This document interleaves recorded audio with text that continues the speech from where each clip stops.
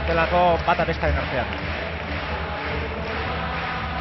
Maialen Lujanbio ala Amets Artzailuz bietako bat izanen da txapeldun berria. Bai, aipatu dugu lehen, Ametsek poto erdi, poto hori, bai kara, bagara hori. Baina, parkatu, dator epaimailaren erabakia. 1630,75 punturekin 2009ko txapelketa nagusiko txapeldun Maialen Lujanbio.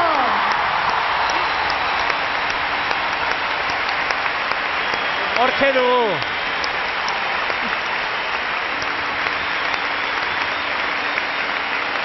Hortxe txapelduna. Eta txapeldun ordeak nola besarkatzen duen. Hori da besarka da unkigarria, bien artekoa. Maialen Lujanbio. Euskal Herriko bertsolari txapelduna.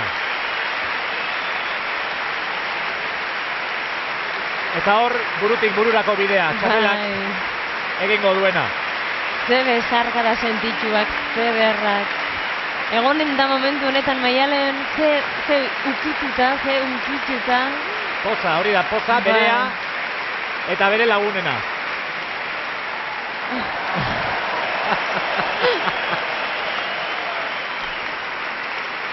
Egun historikoa, bizitzen ari gara. Hori da.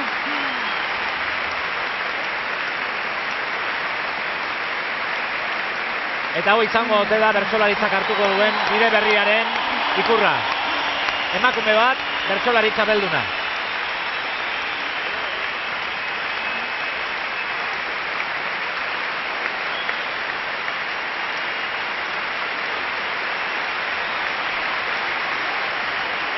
Nola egiten dioten dizdik begiek Maialeni.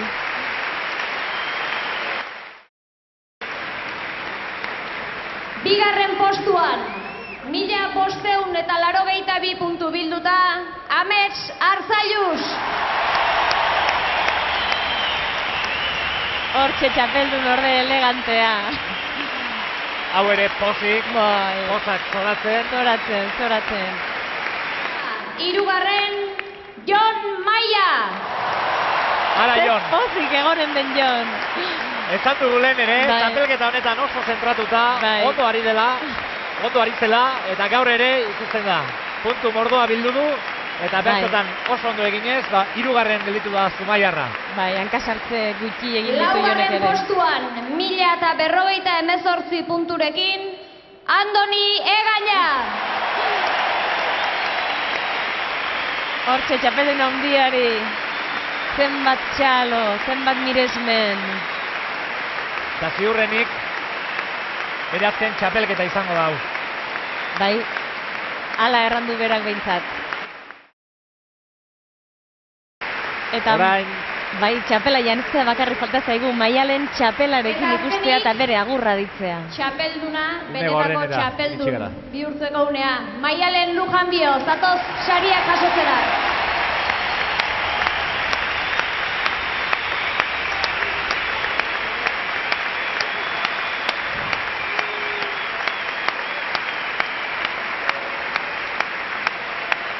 Jose Luis Lirok gauzatutako brontzezko pieza jaso du BBKaren ordezkari Jon Mantzisidorren eskutik. Baina baditu sari gehiago jasotzeko. Azken 8 txapelketatako txapeldunek Jorge Oteizaren xenpelar jaso izan dute Euskaltzaindiaren eskuetatik. Ez dut uste hau denik txapelketa honetan helburu izan du Maialenek txapeldun izatea, baina bere bertsolari karrerako helburu nagusia ez dut uste txapela lortzea zenik, baizik eta erakustea, beretik kantatzea eta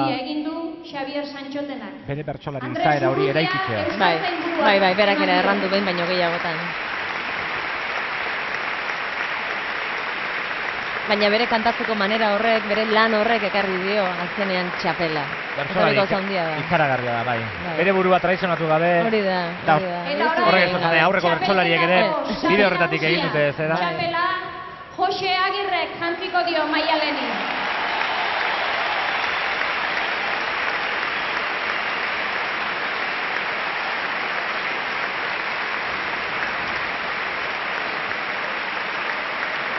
Hemen dator. Ze momentua. Azpeitiarra. Ba begira Maialen, nola begiratzen dira. Bertsolaria. Bien arteko besarkada ere ikusteko izango da. Sentitzekoa. Bai, bai.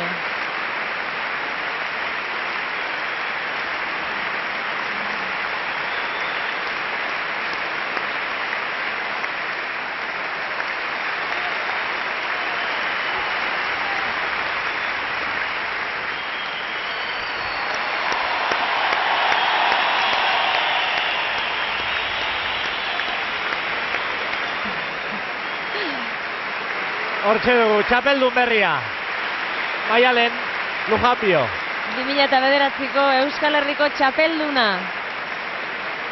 Eta zeinen ongi gelditzen zaion txapela. Adin bertsuko bertsolariak elkarrekin kantuan ikustera. Jose, plazaz plaza dabil oraindik, bera baino gazteagoak diren bertsolariekin kantuan. 50 urte gazteagoak sarri izaten ditu kantulagun. Eta gazteenek ere asko estimatzen dute Azpeitiarra oholtzan alboan izatea. Baita bertsozaleok ere. Eta berriro zutik, Bertsoa omen zen, kirol nazionala, zutik jartza dene bihurtzen hori den. Honerek erakusten du. Leonardo Argentiren. Hemen dago jenteak ere zehatzekin endu dion bertsoari, bertsolariei, eta hau festa bat elazken batean. Eta Iñaki Murua Euskal Herriko Bertsozale Elkarteko lehendakariak eskuan du, eskuz esku oroigarria, Xavier Lakaren lana. Azken 4 urteetan Unai Iturriagak izan du etxean, 2005an bigarren izan zelako. Txapelketa hasi aurretik, itzuli zion elkarteari lekukoa, Unaik, eta eredu eta pixu bereko bat eman berri dio elkarteak. Gaur, ametsek jasoko du originala, 2005 Unai Iturriaga inskripzioa duela, eta 4 urtez izango du etxean. Hau ere lekuko ibiltaria, etxe, oraingoan bertsolarien etxeetan izango dena. Baina Unai Iturriaga inskripzioa duena? Bai, eta 4 urte barru amets hartzailu inskripzioa izango du.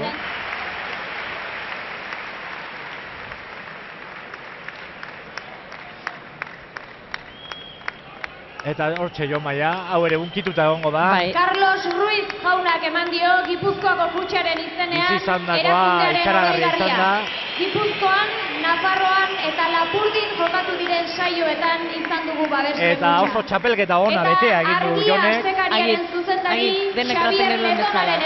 Kontzentratua, zentratua, inoiz baino sartuago lanetan eta txapelketan. Ale guztietan bertsoari lekua eginez. Da ben Andoni Egaña. Barkatu ez ditzu, baina nik uste zutitza tokatzen dela,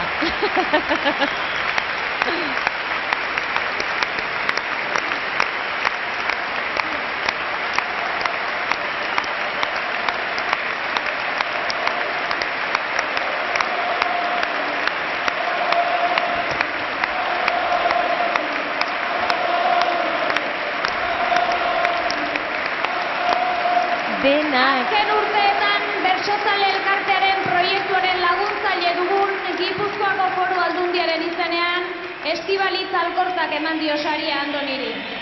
Denak, 14.000 pertsona Andoni. 93an, 97an, 2001an, 2005an txapeldun, eta betiko bertsozale bihotzetan, bertsolaritzako txapeldun izango dena, Andoni Egaña.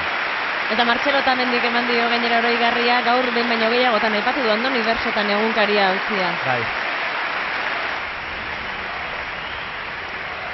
Ez dakit gaur eguna nola pasatuko zuen. Egia da aurreko bisaiotan batean gaizki pasatu zuela. Gaur urrengoan oso ondo aritu zela.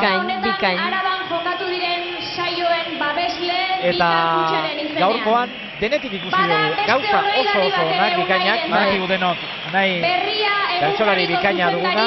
Martxelo Otamendiren Lapraskaren eskutik jasoko du. Eta gauza pixka bat Laprastekoak ere. Lankide dugu berria, eta hala izatea nahi genuke aurrerantzean ere. Bai, Laprast aipatu duzu, eta orain ere Laprast. Laprasta da, ontzan egon da, naina baino handiagoa. Martxelo zetorrela, baina ez datorrela. Eta ni unaina esaten nagoen, baina Laprasta da ez da hitz egokia, Barkatu, ez. Ikusi duzuenez hau ez da Martxelo. AEK-ko ordezkariaren eskutik jasoko du, Mertxe Mujikaren eskutik.